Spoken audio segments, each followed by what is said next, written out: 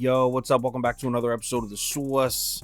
I'm definitely in high spirits tonight. 3-1 in the NBA. And that win, Heat +9, put me over 60% against the spread for the whole NBA playoffs. I went 50-33. Definitely pumped up about that. Also, we had another winning MLB night. That makes 3 in a row. In the last 72 hours, we're 16-6 plus 7.16 units in MLB. So overall, just things have been great. Let's keep that positivity rolling into Tuesday. 15 games. Let's go. Welcome to The Source. The Source. Source. Hey, get the Source. First up, Atlanta at Detroit. Spencer Strider pitching against Reese Olson. Braves open up as huge favorites here, -260. Total opens up at 8.5. Let's take a quick look at the spreadsheet. We got a lean on Atlanta, but pretty heavy lean on the under. 1-0 Braves after 5 innings. Final score 3-0 Atlanta. So why don't we start off by taking a look at Spencer Strider's numbers, because we're seeing a bit of a turn of the tide for this kid. Through his first 7 starts, Strider had a 2.51 ERA, but look at his FIP. A 1.60. That's absolutely insane. That was first in the MLB at the time, right in front of Zach Allen and Sonny Gray. He was truly untouchable, but look at his numbers from his last 5 starts. This dude isn't pitching well. No question that we're seeing a drop-off in production from Strider in his last 5 starts.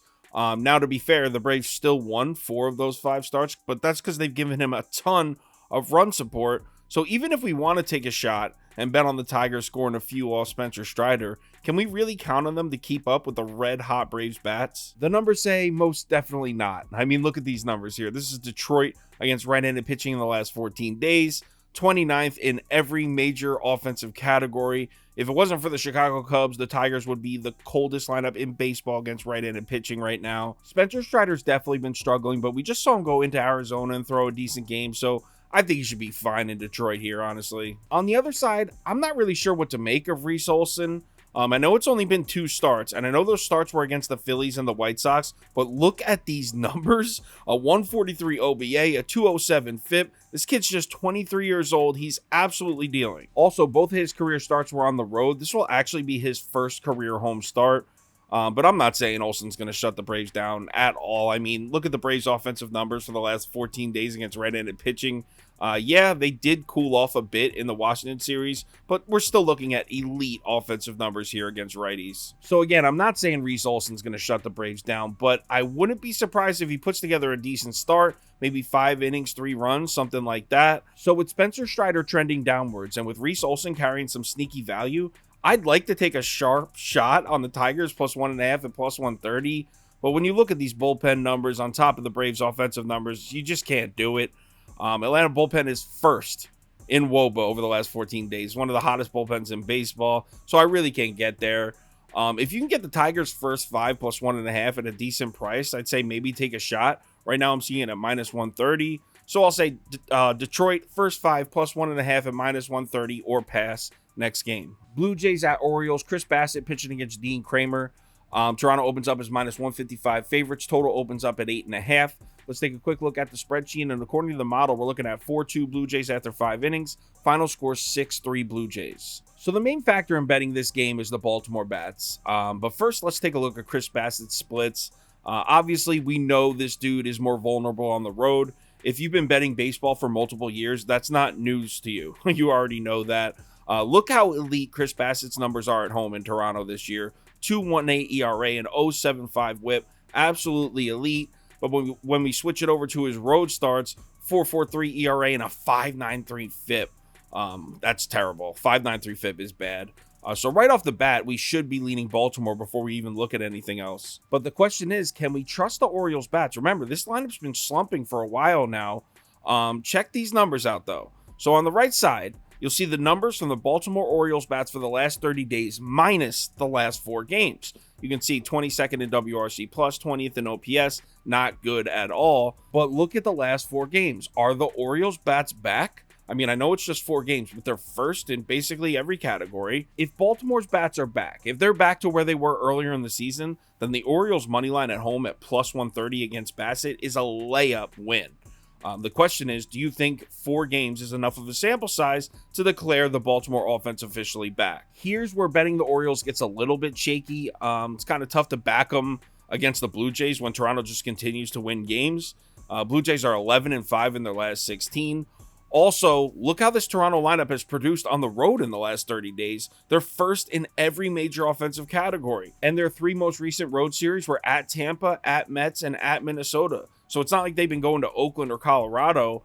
This Toronto lineup has been producing on the road. So I like both offenses to put some runs across against these starters. So I'm thinking over here. The problem is the bullpens. Both these bullpens have been pretty solid recently.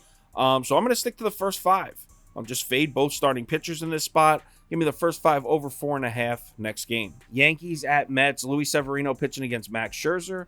Mets open up as -140 favorites. Total opens up all the way down at 7. Let's take a quick look at the spreadsheet. And according to the model, we're looking at 2-1 Mets after 5 innings. Final score after 9 innings, 2-2. So Severino started this season on an absolute tear. His first 2 starts, he had a 1.59 ERA, 2.03 WOBA, 0.79 WHIP. He was truly dominant in his first 2 starts, but take a look at his last 2 starts. Severino's numbers has just skyrocketed. 11.00 ERA, a 5.07 WOBA, and a 200 WHIP.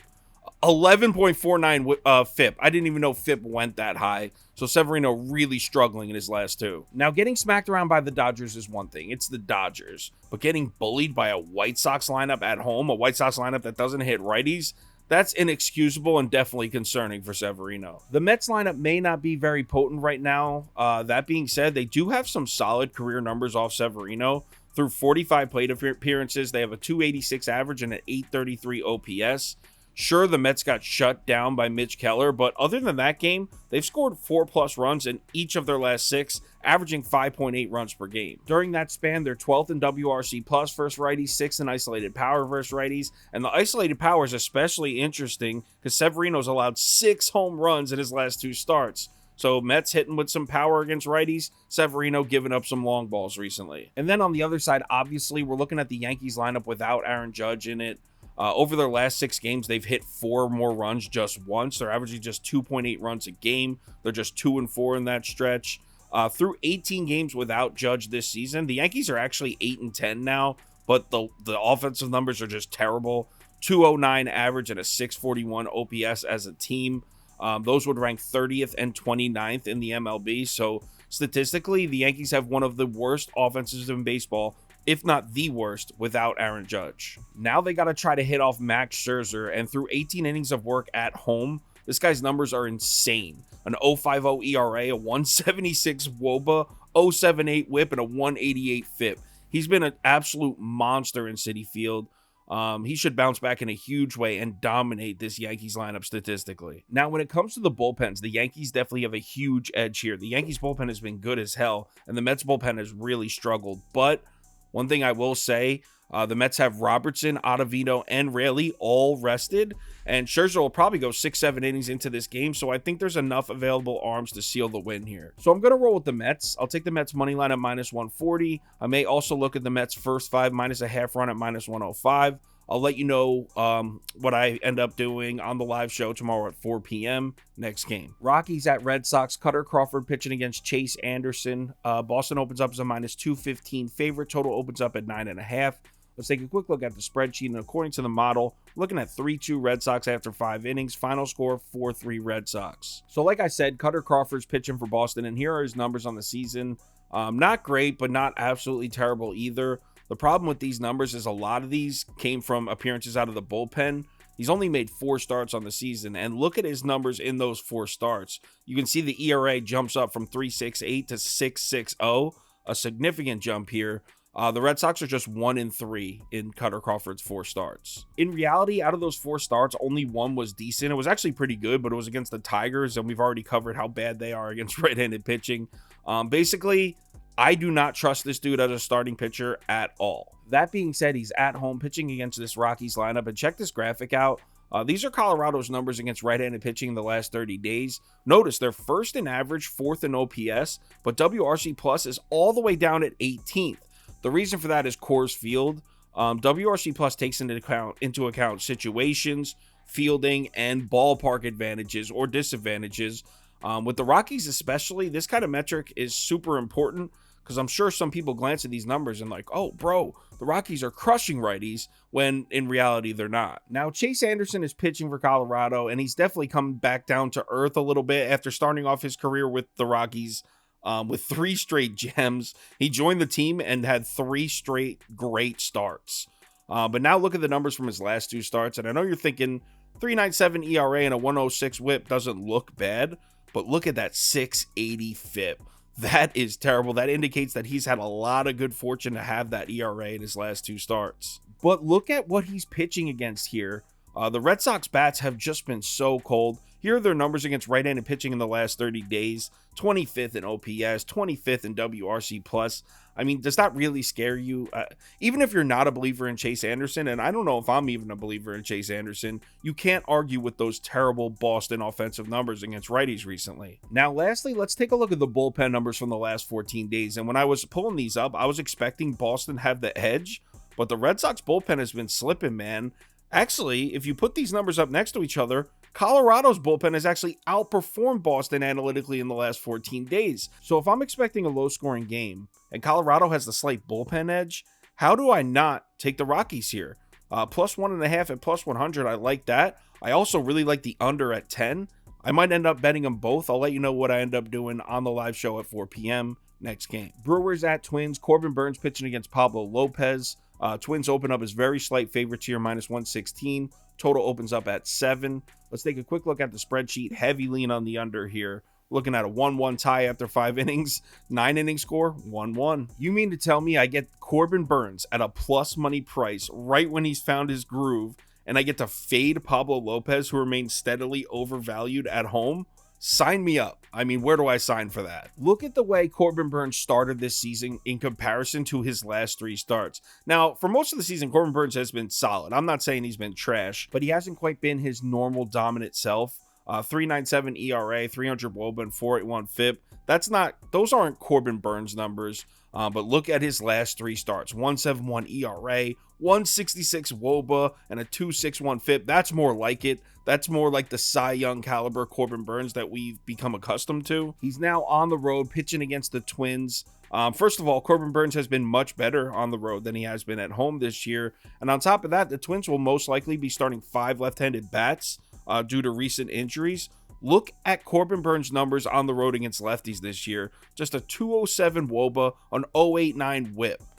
He has been dominant in this spot on the road against lefties. And like I said, due to injuries, Twins are probably going to have a lot of lefties in the lineup. And then to add some more fuel to the fire, look at the Twins lineup against right-handed pitching in the last 10 days. 25th in WRC+, 22nd in isolated power, 30th dead last in strikeout rate. I think Burnes goes into Minnesota and puts up a great performance. On the other side, we're looking at a Milwaukee Brewers team that just got swept by Oakland. I said the same thing when the Braves almost got swept by Oakland a couple weeks back, maybe 2 or 3 weeks back. I said, if you're the type of person that believes in wake-up calls, getting swept by Oakland has got to be the biggest wake-up call of all. That only makes me like this spot for the Brewers more. And check this out, we're seeing a pattern forming. We saw the Pirates smash the Mets for 14 runs the day after losing to Oakland. Look what the Braves have done since they had that horrible series in Oakland. When you get beat by Oakland, you seem to get hot right after that. Yes, I know the Milwaukee bats suck. I mean, do I even need to bring up the numbers? We know how bad they've been. But we can definitely look at Pablo Lopez numbers and find some value. Lopez continues to get rocked at home by weak offenses. He allowed 4+ runs at home to Cleveland. Now, Cleveland's heating up, to be fair. But the other 2, Kansas City and Washington. Actually, Washington's been all right, too. But still, Cleveland, Kansas City, and Washington to get lit up in 3 straight home starts. Not exactly what you want to see from a starting pitcher you plan to bet on. Through 6 home starts on the season, Pablo Lopez, look at this.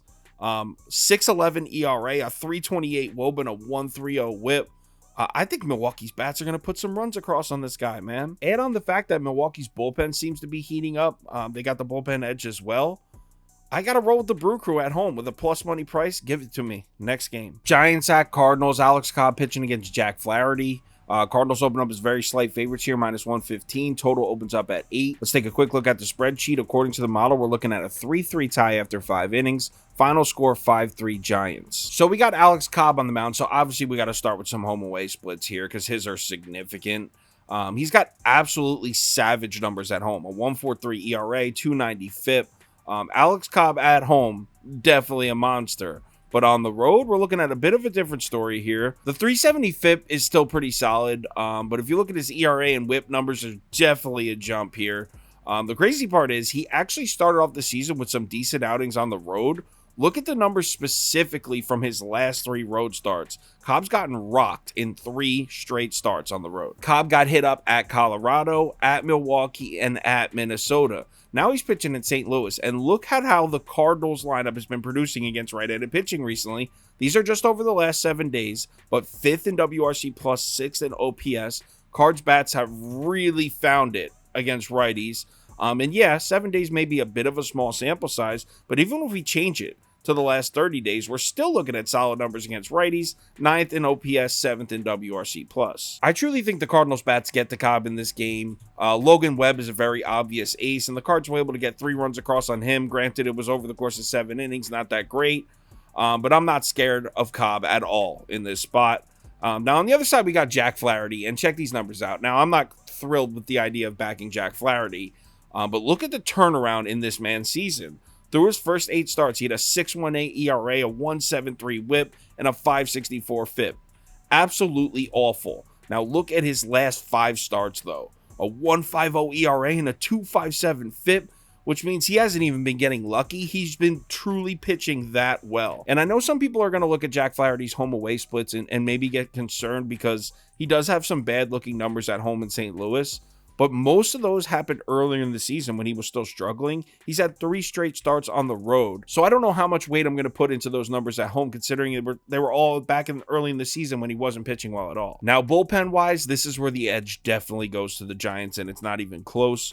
You can see in the last 14 days, the Giants have had one of the most dominant bullpens in all of baseball. Cardinals bullpen, not so much. But if you're going to give me the Cards in this spot at a pick 'em in the first 5, I'm going to take it. Give me St. Louis first 5 money line at -115. Next game. Angels at Rangers. As I'm recording this, they still don't have a definite pitcher listed for Texas. So we know Jamie Barea is pitching for the Angels. Looks like Texas opened up as -140 favorites. But like I said, we don't know who the pitcher is. So I'll probably give it a pick for this one on the live show at 4 p.m. Nothing right now. Next game. Pirates at Cubs. Luis Ortiz pitching against Jameson Taillon. Cubs open up as pretty heavy favorites here, -155. Total opens up at 8.5. Let's take a quick look at the spreadsheet. And according to the model, we're looking at 5-0 Pirates after 5 innings. Final score 7-1 Pirates. Heavy lean on Pittsburgh there. We got ourselves between a rock and a hard place in this one. First off, we got Luis Ortiz in a road start. Look at this dude's numbers on the road. This is absolutely horrendous. A 6.75 ERA, a 7.27 FIP. Truly, truly terrible. Now, to be fair, Luis Ortiz has only made 2 road starts on the season, so these horrible numbers are just from 2 starts, but still, good lord. But here's the thing. If you're looking at those Ortiz road numbers and you're thinking, okay, we got to fade this guy, hold up a second, because we now have to look at the Cubs numbers against right-handed pitching. This is in the last 14 days, and oh my god, dead last in every single offensive category, and a couple of them, they're not even close to the Tigers in 29th. A couple of them, they're dead last, like, by a solid margin. So how can we back either side in that matchup? In my opinion, we truly can't. But on the other side, we can definitely find some value in the Pirates bats against Taillon. I don't even need to pull up Taillon's numbers. We know how bad he's been. But look at the Pittsburgh numbers against righties in the last 14 days. Pirates lineup has been hot, and it's been good for a big chunk of the season. It was really good early. It's gotten good again. I feel comfortable back in this Pirates lineup. Not just against right-handed pitching, though. The Pirates have also done a good job scoring runs on the road. Here are the Pirates' offensive numbers on the road in the last 30 days. You can see top half of the league in basically every offensive category. So you would think the Pirates at a +120 price is just too good to pass up. And if you're thinking that, I hear you.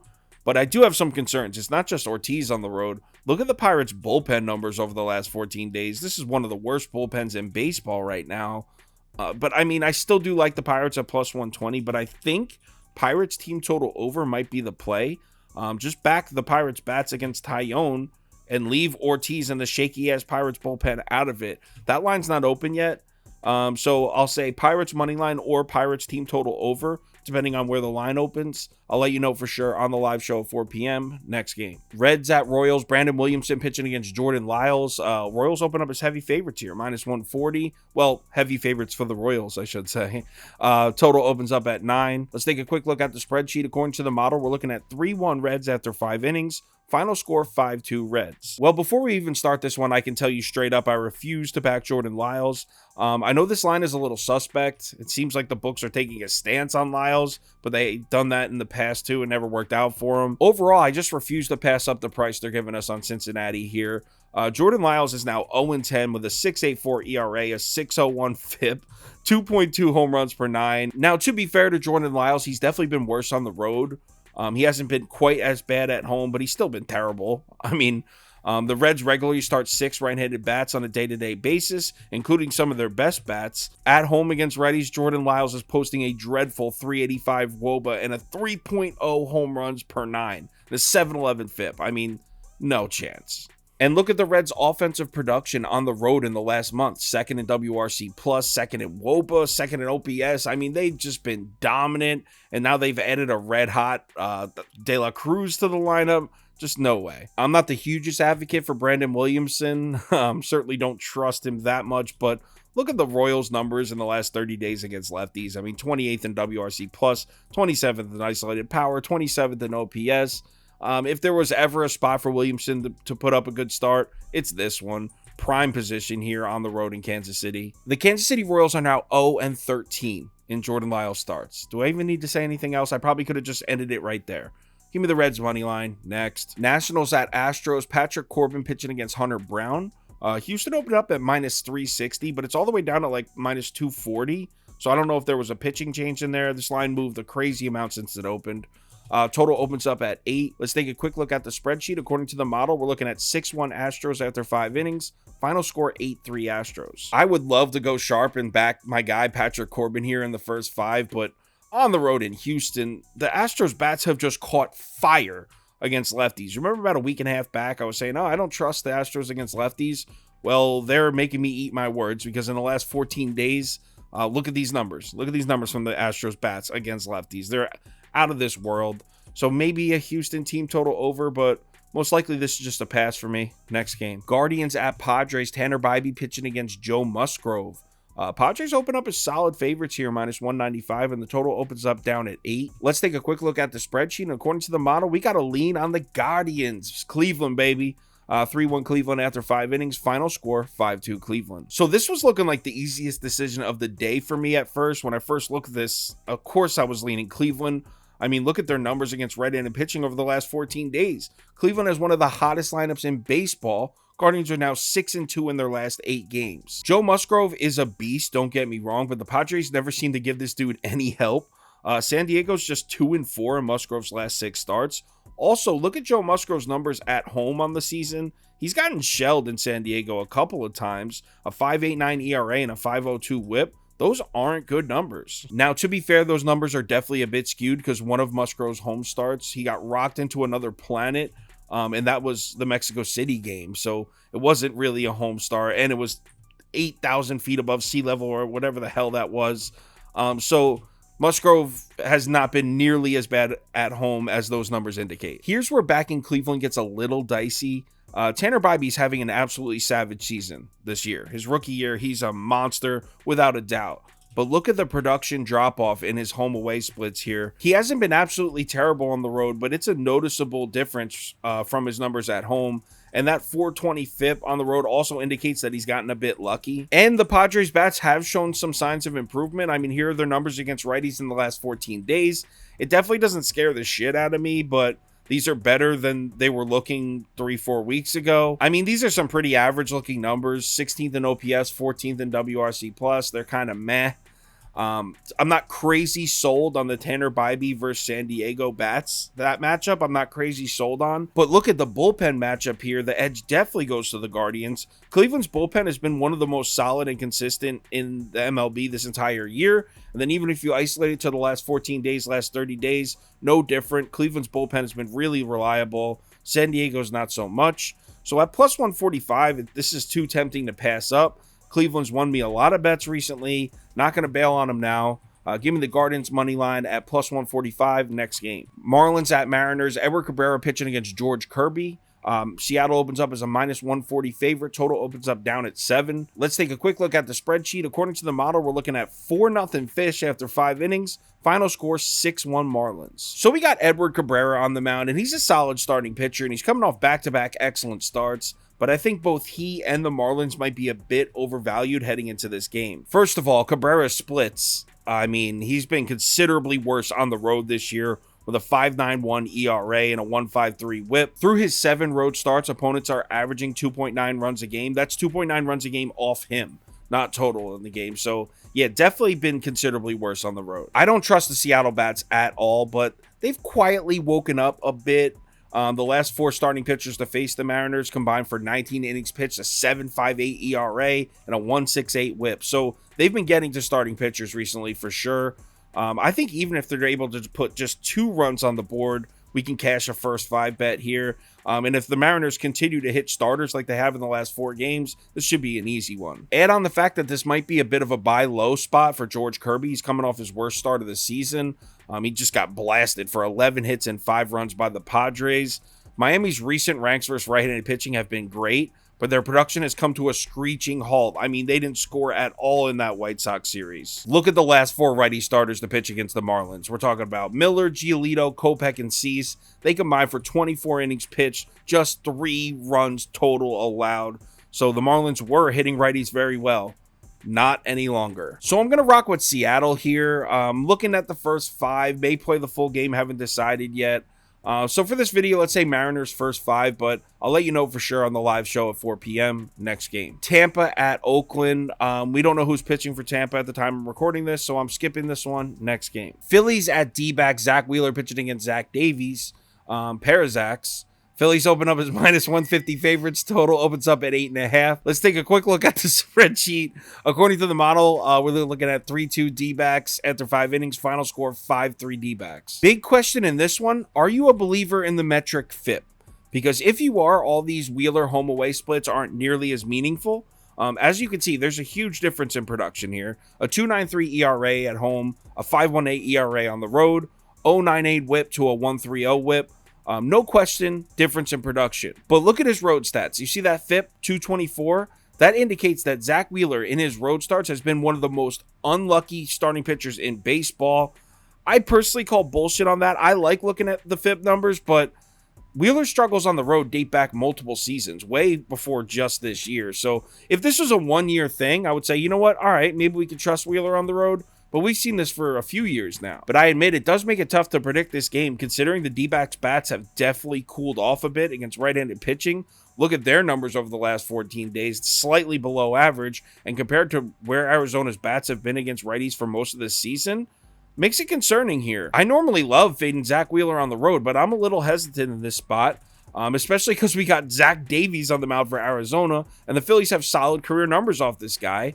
A career .495 slugging percentage off Zach Davies. Now, most of that comes from Kyle Schwarber. He's hit 4 home runs off this guy. And to be fair to Zach Davies, most of the Phillies batters haven't even seen Zach Davies in years. So, I mean, regardless of whether or not you take those numbers into consideration, I still don't have a ton of faith in Zach Davies at all. I want to back Arizona at the plus money price, but this might just be a pass for me. I might have a bet for this one on the live show when I see some line movement, but for now, I got nothing. Next game. White Sox at Dodgers. Lance Lynn pitching against Tony Gonsolin. Dodgers open up as pretty heavy favorites here, minus 195. Total opens up at 8.5. Let's take a quick look at the spreadsheet. We got, of course, a lean on the Dodgers. We're looking at 4-0 Dodgers after 5 innings. Final score 5-2 Dodgers. I would love to back Lance Lynn here. This is the spot I like to back Lynn on the road against a really good lineup, heavy underdog. I feel like these are the kind of spots where Lance Lynn shows up and shocks you and pitches a good game. But on the road in LA against the Dodgers, Tony Gonsolin pitching, there's just no way I could do it. So let me cut this short. Give me the Dodgers minus 1.5 at plus 100. If anything changes with any of these bets, any crazy updates, injuries, anything like that, I'll let you know on Twitter. So give me a follow there if you're interested. Like I mentioned earlier, live show, 4 p.m. Eastern time. We'll go through all 15 games. We'll cover the line movement. We'll all give out our final picks. I don't know who's joining tomorrow. Maybe Toast. I'll let you know. So that's 4 p.m. Eastern time. If you're able to make it, hope to see you in the comments. Also, if you want the final tickets we've been getting out, we've been hot. We've been real hot. Those are located on KyleKirms.com. It has the final list of our bets, how much we're betting on each, top bets, and the parlay of the day. So again, if you're interested in that, head over to KyleKirms.com.